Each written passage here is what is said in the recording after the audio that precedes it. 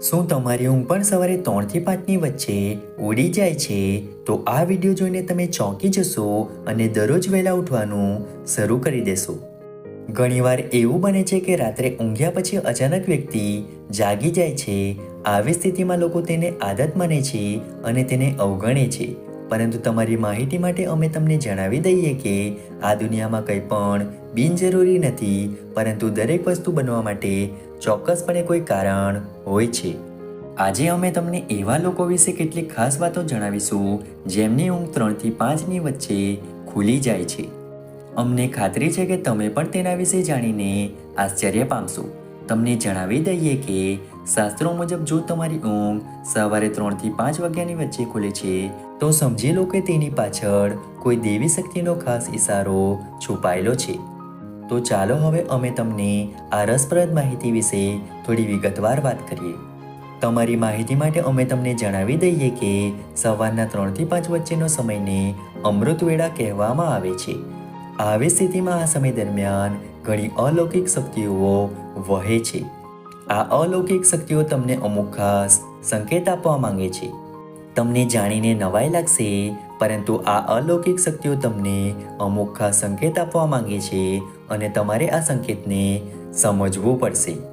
તમને એ પણ જાણીને આશ્ચર્ય થશે કે આ સકારાત્મક શક્તિઓ આ સમયે ફક્ત તે લોકોને જ જગાડે છે જેમને તેઓ ખુશ જોવા માંગે છે.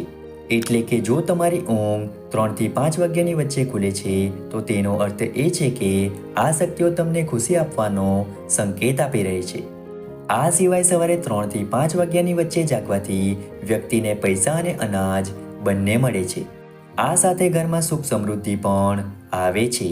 કોઈ પણ રીતે સવારે વહેલા ઉઠવું એ માત્ર મન માટે જ સારું નથી, પરંતુ તે આપણા શરીર માટે પણ ફાયદાકારક છે. જે લોકો સવારે વહેલા ઉઠે છે તેઓ હંમેશા તાજગી અનુભવે છે. જો તમારી ઊંઘ પણ આ સમયે ખુલે છે તો તેને અવગણવાની ભૂલ ન કરો. કુદરતના આ સંકેતને સમજવાનો પ્રયત્ન કરો અને તમારી જીવનમાં ખુશીઓને આવવા દો. જો કે કેટલાક લોકો આ બાબતને માનતા નથી અને તેને અંધવિશ્વાસનું નામ આપીને તેને અવગણવાનો પ્રયાસ કરે છે. પણ જે લોકો આ બાબતમાં માનતા નથી તેમને અમે એટલું જ કહેવા માંગીએ છીએ કે શાસ્ત્રોમાં કોઈ પણ કારણ વગર કશું કહેવાયું નથી. કોઈ પણ રીતે સવારનો આ સમય ખૂબ જ શુભ માનવામાં આવે છે. આવી સ્થિતિમાં જો તમારી ઊંઘ વહેલી સવારે ખુલે છે તો તેનો અર્થ એ છે કે તમારું નસીબ પણ જલ્દી ચમકવા જઈ રહ્યું છે. સવારે 3 થી 5 વાગ્યાનો સમય એવો સમય છે જ્યારે ભાગ્યે જ કોઈ વ્યક્તિ જાગતું હોય છે. પરંતુ હજુ પણ જે લોકો સાથે આવું થાય છે તેઓ ખરેખર નસીબદાર છે. બીજી રીતે જોઈએ તો આખો દિવસ આપણી સાથે બનતી તમામ ઘટનાઓમાં ઈશ્વરની ઈચ્છા કે નિશાનીઓ છુપાયેલી હોય છે. જો કે કોઈ પણ સમયે જાગવું આશ્ચર્યજનક નથી, પરંતુ 3 થી 5 વાગ્યાની વચ્ચે ઊંઘ ખોલવી એ નોંધનીય બાબત છે. 3 થી 5 વાગ્યા વચ્ચેનો સમય બ્રહ્મ મુહૂર્ત કહેવાય છે અને તે દિવસનો શ્રેષ્ઠ સમય છે. જે વ્યક્તિ આ સમયે રોજ ઉઠે છે તે જીવનમાં પ્રગતિ કરે છે. ભગવાન શ્રી કૃષ્ણે કહ્યું છે કે બ્રહ્માંડનું સર્જન બ્રહ્માજીએ કર્યું હતું અને આ કારણે 3 થી 5 વાગ્યાના સમય પણ નિર્માણકાળ તરીકે ઓળખાય છે. જો કે આજના સમયમાં કોઈ પણ વ્યક્તિ 3 થી 5 વાગ્યાની વચ્ચે જાગતું નથી. કેટલાક લોકો પ્રયત્ન કર્યા પછી પણ આ સમયે ઉઠવામાં સક્ષમ નથી. આવી સ્થિતિમાં જો તમારી ઊંઘ બ્રહ્મ મુહૂર્તમાં જાતે જ ખુલે છે તો તમે ખૂબ જ નસીબદાર છો, કારણ કે આ સમયને ભગવાનનો સમય માનવામાં આવે છે અને આ સમયે પર્યાવરણમાં એક અનોખી ઉર્જા અને શક્તિ પ્રવર્તે છે જે તમારું આખું જીવન બદલવાનું કામ કરે છે. આ સમયને શ્રેષ્ઠ સમય માનવામાં આવે છે.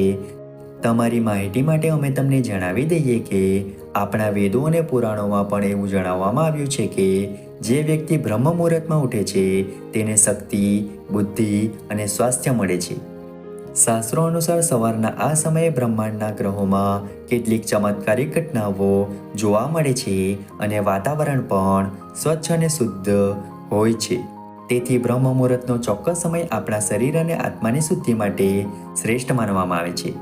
આ ઉપરાંત એવું પણ કહેવામાં આવે છે કે 3 થી 5ની વચ્ચે તમામ દેવી દેવતાઓ આકાશમાંથી મનુષ્ય પર તેમના આશીર્વાદ વરસાવે છે.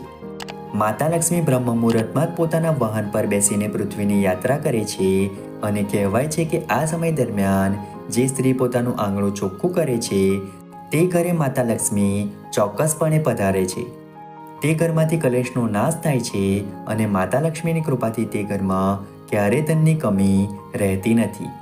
તેથી જો તમારી ઊંઘ 3 થી 5 વાગ્યાની વચ્ચે ખુલે છે તો સમજી લો કે ભગવાનની કૃપા તમારા પર રહેશે. મિત્રો, આશા રાખીએ છીએ કે જાણકારી તમને ગમી હશે.